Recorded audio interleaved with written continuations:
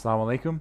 Okay, so continuing on, reason number two, why African Americans support um, I4E is that they prefer, if we concentrated on giving da'wah to our own nation, to other white people, instead of trying to assimilate into a greater Muslim community and becoming their golden child. So rejection of white saviorism, which I'll get into later.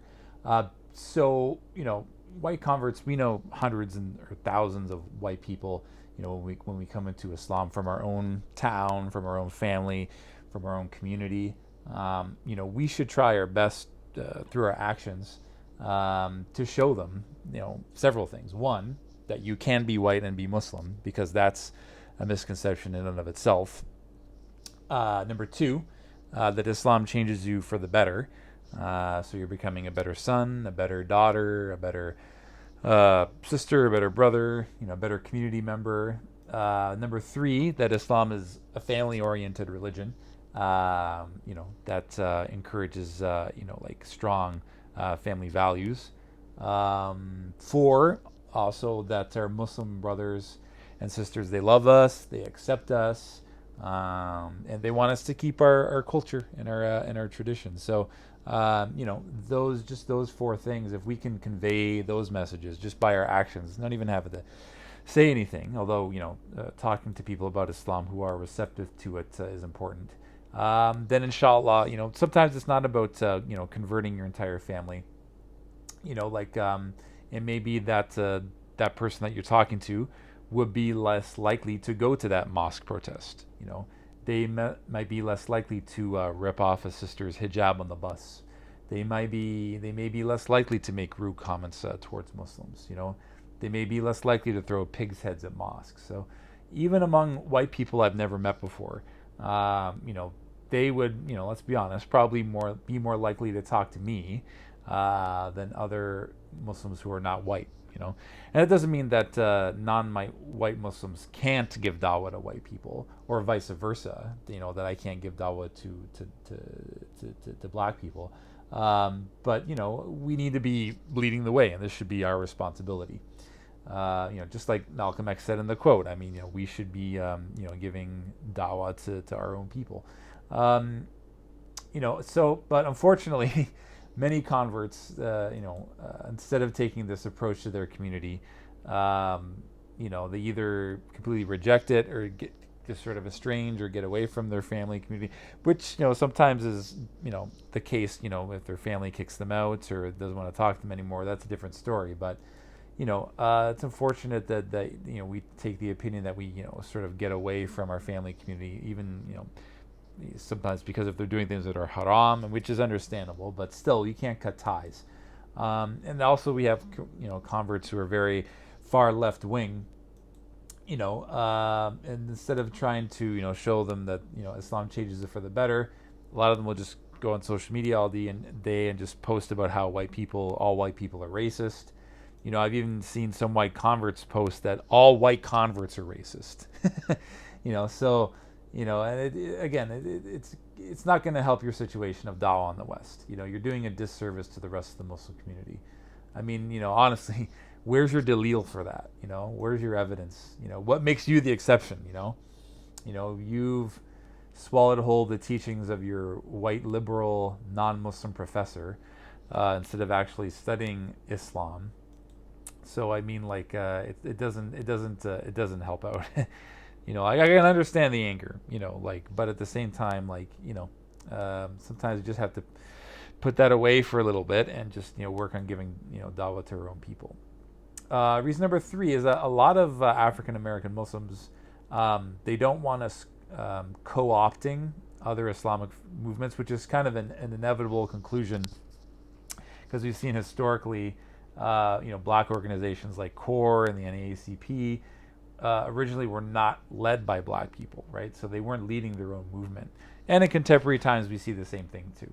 Like BLM has certain agendas that are not in line with Islam, clearly. We see a lot of white protesters in these protests recently this year do all sorts of nonsense. And in umbrella mosques, African Americans are upset, and rightly so, that when white converts convert to Islam, we're given all this high praise, we're given all these high stations, we're given all this money, we're given all these marriage proposals, as opposed to when black people convert, they're not nearly given as the same accolades, and that's it's point taken, absolutely. I mean, I could totally understand why that would make cause for concern.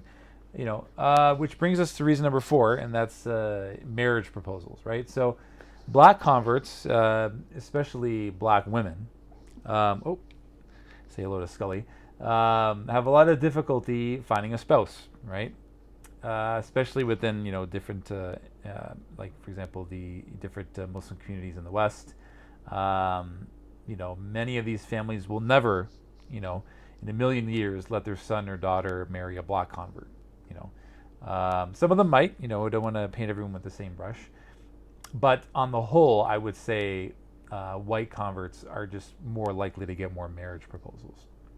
If you see my previous videos, there may be some silver lining to that. But in any case, how do we address this privilege? Well, we can't tell these born Muslims, stop being attracted to us.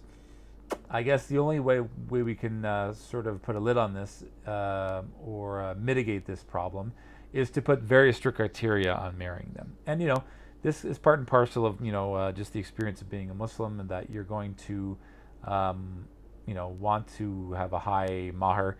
You're going to investigate the potential spouse in order to mitigate any potential suitors that would not have your best interests at heart.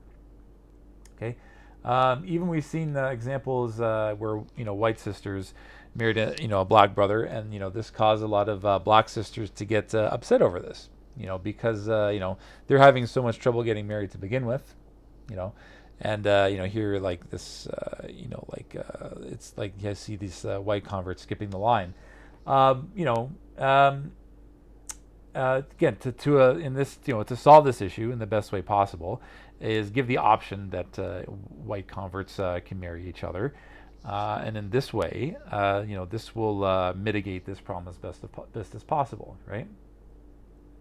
I mean, like even we have to, again, we have to accept the fact that for most people, for people to convert to Islam en masse, which is a huge jump to begin with, a lot of them are just not going to feel comfortable marrying into their own culture, and we need to accept that, like it's enough having to follow all these things about Islam, and now on top of this you have to do this A, B, C, and D, and now to marry into a totally different culture. I mean, even in the first 3 generations of Muslims, they didn't do that en masse. And reason number 5 is that they see how important it is to have a sub-community that holds on to their identity, right? Both black and white and Latino Muslims, we do have a lot of things that are in common, as our experience as converts compared to the immigrant Muslim population. We both have many family members and non-Muslim people in our own community from the same background. So we really have to keep in good standing with them. That means being of high moral character and be a representative of Islam in our community. And I think sometimes that's something that the immigrant Muslim community does not really understand. We both had to deal with Islamic movements that came from overseas. In particular the Salafi movement in the 1990s. And one brother I talked to, African American brother, he said that this created a lot of rift between black Muslim youth and their parents, because the youth were adopting, the culture of, Saudi Arabia, so the dress. Some of them were forbidding women from driving cars, and their families, many of whom came out of the Nation of Islam or Wahidin Muhammad's group, ended up getting into a lot of arguments with their children. It created a lot of rift between their families, So again, they burnt a lot of bridges. So, and I asked this brother, this one brother who converted to Islam, African American brother, and he got involved with the Salafi, movement. And I asked him, do you think it would have been easier on your family had you converted to Islam in one of Wahidin Muhammad's mosque? And he said, absolutely, right? Because they kept the black culture. They held on to their culture. They had soul food for iftar. They had the nasheeds that were adapted from old slave hymns. So it's really sad that the Salafi movement destroyed these traditions. So I'll talk about their conclusion.